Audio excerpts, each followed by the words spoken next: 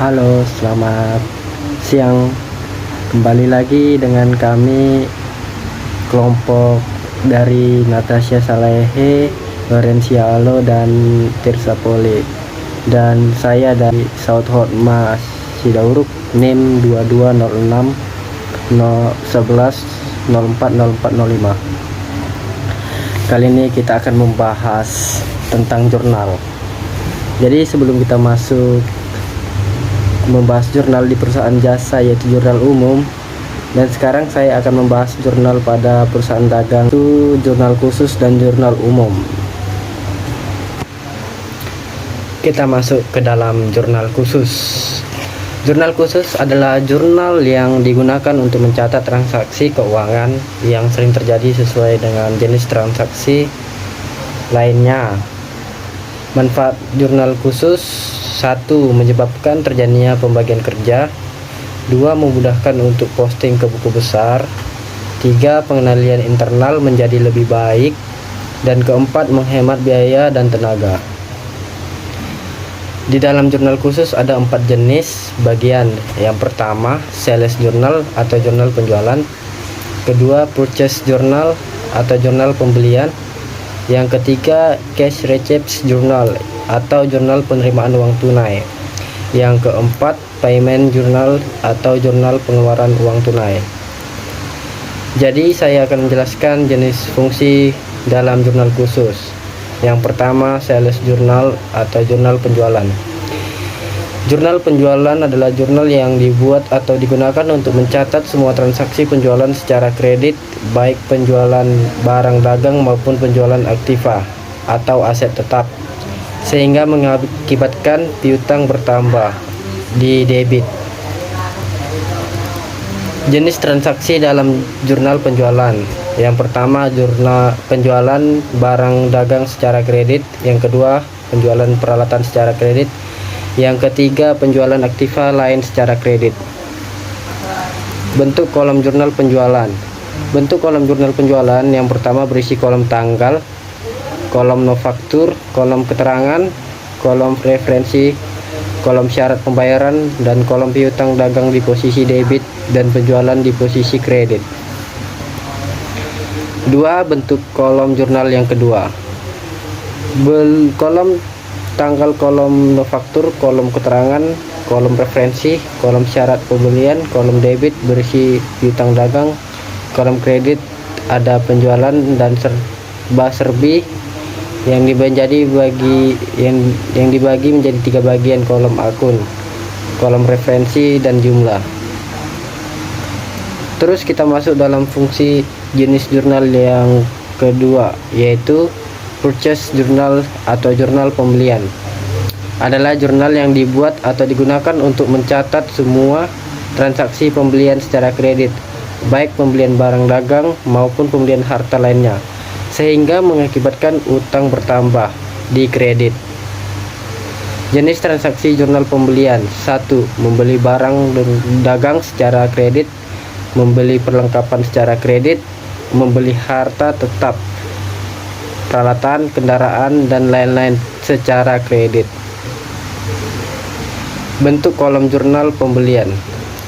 Kolom jurnal pembelian ada kolom tunggal, kolom nofaktur, kolom keterangan, kolom referensi, kolom syarat pembayaran, dan kolom debit berisi akun pembelian dan akun serba-serbi atau referensi dan jumlah. Kolom kredit berisi akun utang dagang. Sekian dari saya, Saud.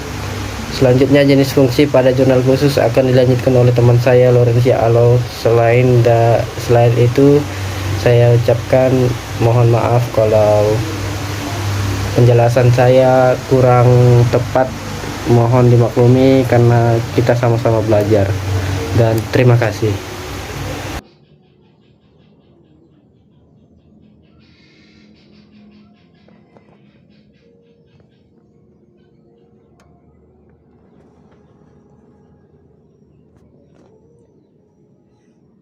Baik, perkenalkan nama saya Lorencialo. dengan NIM 220611040374.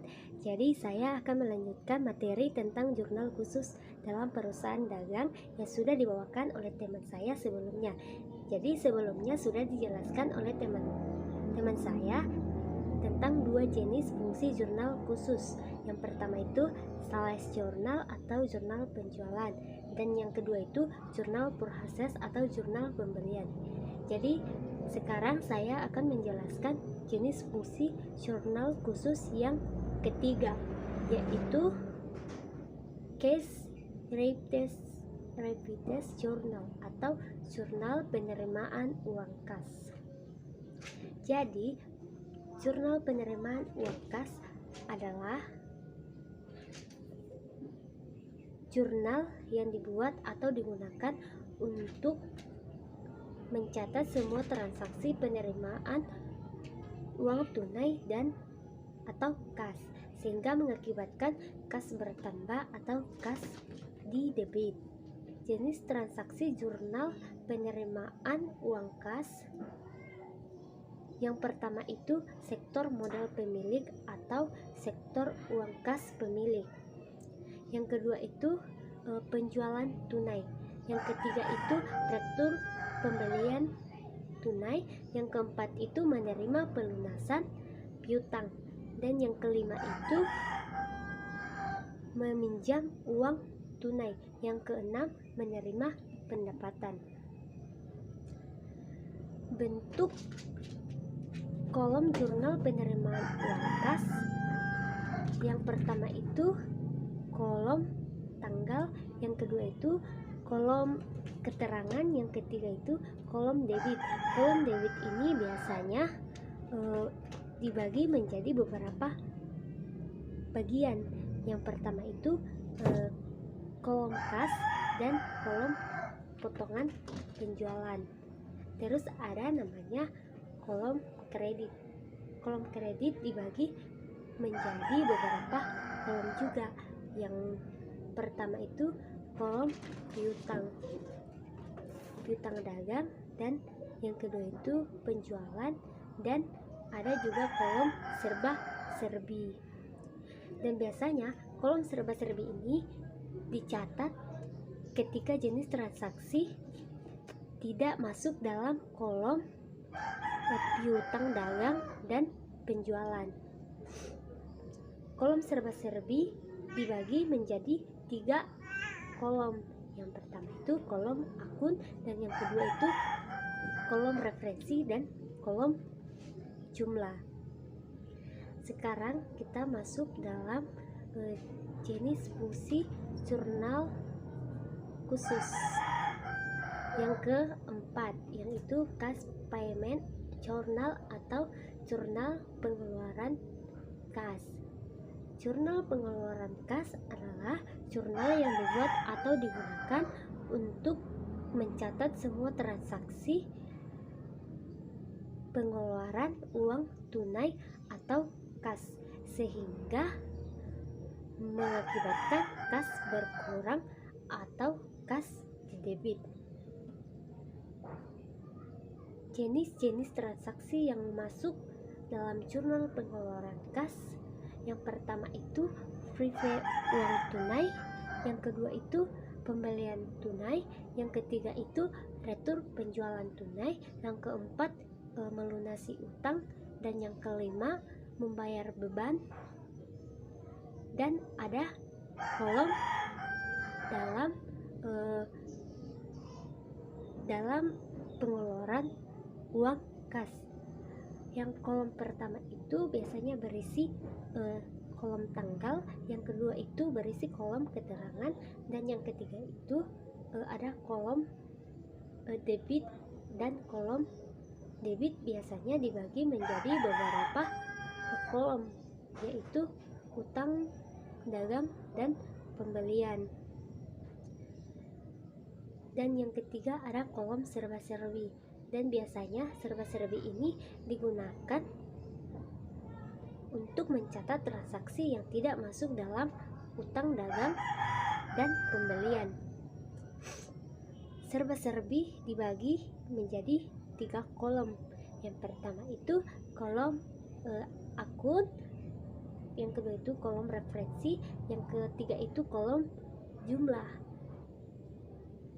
Dan dalam ada kolom kredit.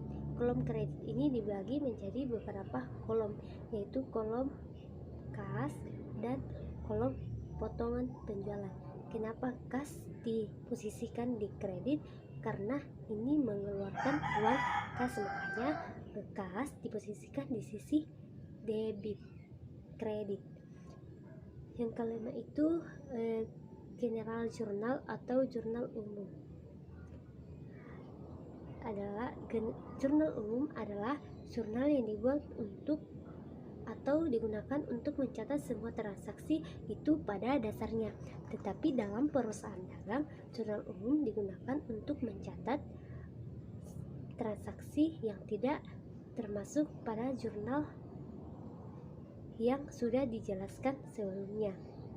Jurnal yang dimasuk itu yang pertama itu jurnal penjualan, jurnal pembelian, jurnal penerimaan uang kas, dan jurnal pengeluaran kas. Jenis transaksi dalam jurnal umum dalam perusahaan dagang yaitu yang pertama retur pembelian secara kredit, dan yang kedua retur penjualan secara kredit. Yang ketiga itu setoran modal pemilik yang bukan uang tunai. Yang keempat itu pembelian harta yang dibayar dengan cara setengah-setengah atau biasanya disebut dengan pemberian DP. Maksudnya pemberian DP itu misalnya contoh pembelian peralatan sebagian dibayar tunai dan sebagian dibayar secara kredit. Kita masuk dalam bentuk jurnal umum. Bentuk jurnal umum sudah tidak asing bagi kita karena sebelumnya sudah kita pelajari di perusahaan jasa. Jadi bentuk jurnal umum itu ada 5 kolom. Yang pertama itu kolom tanggal, yang kedua itu kolom keterangan, yang ketiga itu kolom referensi, dan 4 itu kolom debit, dan yang kelima itu kolom kredit. Mungkin itu penjelasan dari kami tentang jurnal khusus di perusahaan dagang. Sekian dan terima kasih. Baik, selanjutnya perkenalkan, nama saya Natasha Putri Salehe dan saya akan membahas materi mengenai buku besar pembantu atau subsidiary ledger. Pada pembelajaran sebelumnya, kita telah mempelajari dan mengetahui tentang buku besar umum atau general ledger yang merupakan buku besar dari seluruh akun-akun yang digunakan dalam satu periode akuntansi. Nah, buku besar pembantu sendiri merupakan buku besar yang berisikan uraian dari sekumpulan akun-akun yang memiliki karakteristik yang sama dalam buku besar umum. Nah, biasanya buku besar pembantu menguraikan akun dari buku besar piutang dagang dan akun dari buku besar hutang dagang. Misalnya, pada buku besar umum terdapat beberapa akun piutang. Maka, akun piutang tersebut akan digabungkan dalam satu kelompok pada buku besar pembantu piutang. Pada perusahaan dagang terdapat 2 jenis buku besar pembantu. Yang pertama, buku besar pembantu piutang. Disinilah data transaksi piutang seorang customer atau pelanggan akan dikumpulkan. Nah, sumber pencatatan dari buku besar pembantu piutang ini bersumber dari jurnal penjualan, dalam hal ini penjualan secara kredit, dan dari jurnal penerimaan kas, dalam hal ini penerimaan piutang. Dan yang kedua, buku besar pembantu hutang dagang. Disinilah data transaksi piutang dan pelunasan hutang dari pemasok atau supplier akan dikumpulkan. Sumber pencatatan dari buku besar pembantu hutang ini bersumber dari jurnal pembelian, dalam hal ini pembelian secara kredit, dan jurnal pengeluaran kas. Nah, dalam pencatatan buku besar pembantu ini, maka setiap transaksi akan dicatat secara perseorangan. Maksudnya seperti apa? Jadi contohnya, Jika ada 10 customer yang melakukan transaksi piutang, maka perusahaan juga akan membuat sebanyak 10 buku besar pembantu piutang sesuai dengan jumlah customer yang akan dicatat. Sekian dari saya, terima kasih. Baik, saya akan melanjutkannya. Namun sebelum itu, perkenalkan nama saya Tirsa Kisha Novlinda Polii dengan NIM 220611040413. Saat ini saya akan melanjutkan penjelasan dari teman saya sebelumnya mengenai buku besar pembantu. Ada manfaat atau keuntungan dari buku besar pembantu, yaitu yang pertama ada menunjukkan transaksi dalam satu akun yang mempengaruhi satu pelanggan atau kreditur. Dan yang kedua, mengurangi detail atau rincian yang berlebihan pada buku besar. Dan yang ketiga, membantu menemukan kesalahan dalam suatu akun individu. Dan yang keempat, memungkinkan pembagian kerja dalam posting. Dan juga ada format atau bentuk buku besar pembantu, yaitu ada nama customer atau supplier, ada date atau tanggal, ada referensi atau ref yang berisi kode jurnal khusus, misalnya jurnal pembelian atau purchase, jurnal penjualan atau sales, jurnal penerimaan kas atau cash receipt journal, dan yang ada juga jurnal pengeluaran kas atau cash payment journal. Ada juga kolom debit, kredit, dan balance. Dan juga ada hubungan jurnal dan buku besar, yaitu semua transaksi dari jurnal umum harus diposting ke buku besar umum atau general ledger. Sedangkan semua transaksi yang ada di jurnal khusus tidak semuanya diposting ke buku besar pembantu atau subsidiary ledger. Yang diposting hanyalah akun-akun yang berhubungan dengan pemberian piutang dan penerimaan piutang serta hutang dan pelunasannya. Demikian beberapa materi dari buku besar pembantu. Demikianlah materi yang kami bawakan saat ini. Atas perhatian diucapkan terima kasih dan juga kami memohon maaf atas kalau ada kesalahan atau kekurangan dari kelompok kami. Terima kasih.